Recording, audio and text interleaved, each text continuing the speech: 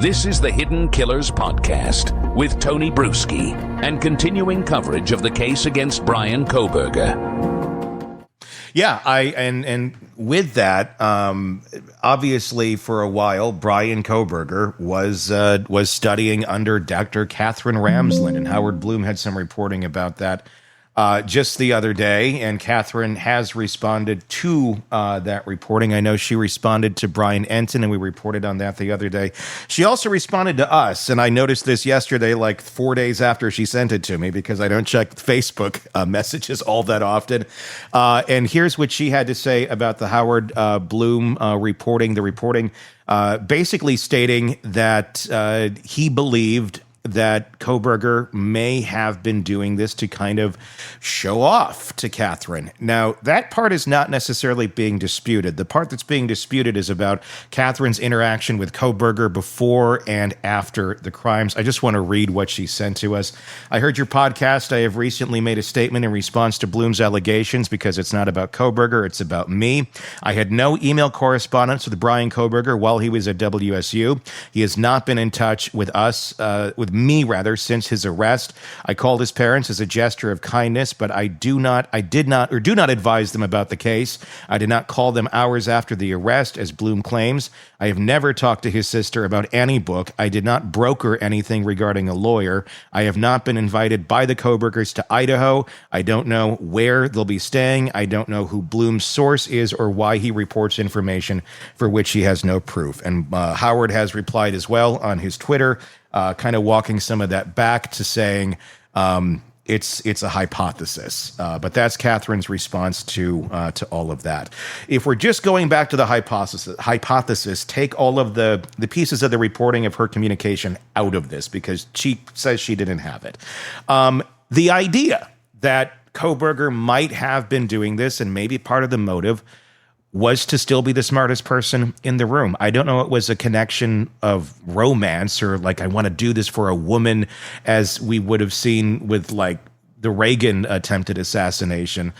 But I think it was more what Howard is saying. It was, look how smart I am too, Catherine. Look, I'm just as smart. I did one better. I didn't just interview the killer like she did with BTK. I became the killer. Not that he would say this and she'd go, "Oh, good job, Bryan. Well, I'm so glad you've took everything I said to heart." Not at all. But I think it'd be a quiet thing that he would get, where he would get his, in the words of Karen Reed, ego bath, because other people would be talking and teaching about this perfect killing that they never found the guy for. But they eventually obviously did. What do you think about that element of his reporting? I'm not really buying it. I think that the rage and anger and everything that built up that would lead you to the point of massacring these kids so far outweighed some sort of, see, I want to show you how great I am. Mm-hmm. I really don't think that was what was flowing through his brain at the time. Could it have been an ancillary, mm-hmm. I'm going to be as great as BTK and Bundy in his mind in terms of what he accomplished in this murder and what I think could have been preparation for more. I think it could have been an ancillary thought, but to somehow leap to, I'm doing this for my teach. Mm-hmm. Nah, I'm just not buying it. There's just way too much passion and hate and anger in this thing. It is. I mean, it kind of plays into the whole time I've been saying, I feel like he's incelly, but I feel like this was more of to have the experience to do this than it was for anything else. So he could go back and so he could bask in the coverage of this thing and really feel something like he made some sort of difference. That's why I felt like his reporting, his hypothesis, I didn't feel like it was that far off the mark as being a possibility here. I'd love to know where he's getting this, or if it is just that, if it's all just kind of his own hypothesis. His reporting's usually pretty good, and it usually does pan out. But it's interesting now to see the both sides of this from Catherine's point of view and from Howard's. Catherine being called as a witness possibly in this. Do you think that could be a possibility, just considering, she was his teacher. There'd be some observations there on behavior. Not that she was communicating. She's clearly said that she was not. But observations of how he handled the material that was being put out there in relation to what he's alleged to have done. What are your thoughts? I think the biggest, thing about this, in other words, the biggest thing that gives some credence to what Bloom said in terms of there being some communication between them, even though she's come out and said, no way. And she wants to make that very clear. Yeah. Why is she being called? Because just how he would have acted in class or communications she might have had with him, that could be interesting to the FBI and could, speak to motive and things possibly. But does she know so much more than we think she knows? And is that why the government is calling her? Because they've interviewed her and they know there's more. I don't know. I mean, I do in no way, shape, or form do I think she knew anything about the crime, like he was going to do anything. Nothing like that. But but just behavioral observations of him before the crime while he was a student. Did he stand out more than others in terms of interest in specific areas that maybe were kind of odd, that maybe others didn't necessarily naturally gravitate to in terms of interest and passion? We know the questions he put out there and the DeSales project he was doing. It was all very, very much focused on your emotions, how you felt during the crime, how you felt after the crime, all these things seeming to try to learn to identify who or what he should feel while doing something like this. And it's not the first time he's recognized he doesn't have feelings or doesn't have emotions or empathy. And this quest to seemingly find it. I would be so curious to hear her observations of the time of having him as a student. Yeah, I would be curious. And I think we're going to hear about that because I think she's writing a book. But my question would be, is there more in terms of any correspondence he might have had with her, not that she had with him, or anything along that line? And I always wondered if that's where Bloom kind of catapulted this from, seeing her on that witness list, because I'm not sure that just her observations of him all those years ago, I'm not sure they'd be able to get that in. I guess it depends what she says, but would there be papers? Remember, we saw the paper that I find most interesting on how to conduct a crime scene investigation. That came out, and that was so interesting. Did he do any papers for her that, focused in on some area of import here? I'll be interested to see how it plays out and if she's even called. I would be very much too. But that was her response to that, so we know where she stands. The search history, another thing that we learned about, which we've all been wondering and kind of thinking, oh, this will be good. It is. It's good. It's, not good in a good way, but it has a lot of in it that seems to play along with the Kohberger mindset, allegedly. Drugged, passed out, Ted Bundy, those are just some of the things, and intermingled with porn.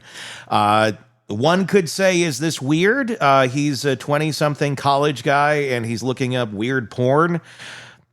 I don't know. I guess it depends what you're into. That's pretty sick stuff, and certainly does go along with, this whole thing. Obviously, there wasn't an SA that took place in the house with the murders, but clearly this did seem to target someone that there seemed to be some sort of sexual attraction to, or that whole incel type thinking with the people that he targeted. Do you think that has any legs to it? Oh, I think it has legs. Of course, the defense will easily be able to divert that search history, saying, listen, he was getting a PhD in criminology. And I got to tell you, Tony, I think if anyone looked at your phone and my phone, what in the hell? Because of everything we search and look at in preparation for our shows and so on. So, but this is the difference. We're not on trial for massacring for people. And so it's sort of taking the totality of everything that has happened and then looking at his search history. It really puts a view on it that, geez, he was looking at porn with somebody that was passed out, drugged or otherwise unconscious. And who did he choose to attack? Yeah. Exactly that. And I think a jury will be able to easily make that roadmap stick. It's a weird, I don't want to like dive into it too much, but do you think the intent was to take this to an essay when he was there and it all fell apart because he wasn't expecting all the people there? 1,000%. Yeah. This was 1,000%, in my opinion, all about gratification. Yeah. Absolutely. And, I think Kaylee being in bed with her completely ruined all of his plans in that area. Thank God. Yeah. I mean, thank God and then not thank God, right? Because of poor Kaylee. But I just mean, yeah, it changed and diverted his plan, I think. Yeah. 23 times pinging near that house before the killings. Do you think he planned it for that night? Do you think it was, okay, tonight's the night, I'm going to get there and this is going down? Or do you think it could have been one of any of the many, many times he circled that house and this just happened to have been the night that he got his courage up to go in and do what he allegedly did? I think he had planned this and thought about this for so long, at least 8 months, right? That was when the K-Bar was originally purchased. And I think he's thought about it well before that. And finally, Tony, he had the courage. Finally, that impulse control took off and he was able to get the courage to go in and do this. But I think he was obviously very well prepared. Look at how he was dressed. He was able to somehow defrock all of that clothing. This was very well planned. And but for Xana being up on her phone, TikTok, I believe it was, Instagramming, and coming up those steps and her really derailing his plans to make his escape, maybe he wouldn't have dropped that knife sheath, right? Yeah. I mean, it doesn't seem like genius planning in terms of knowing who's in the house and what you're walking into. It seems like he really rolled the dice there. Like maybe there'll be people here, maybe they won't. I don't know if he's had blinders on thinking there can't be anybody else in this house. I don't know why you would think that, but I don't know. Maybe it just had to be a roll of the dice because you really didn't know who or what was in that house at any given time with the amount of people. And his impulse just took over. He knew. I mean, there was a DoorDash delivery that he saw. He waited for that guy to leave. He knew somebody was up.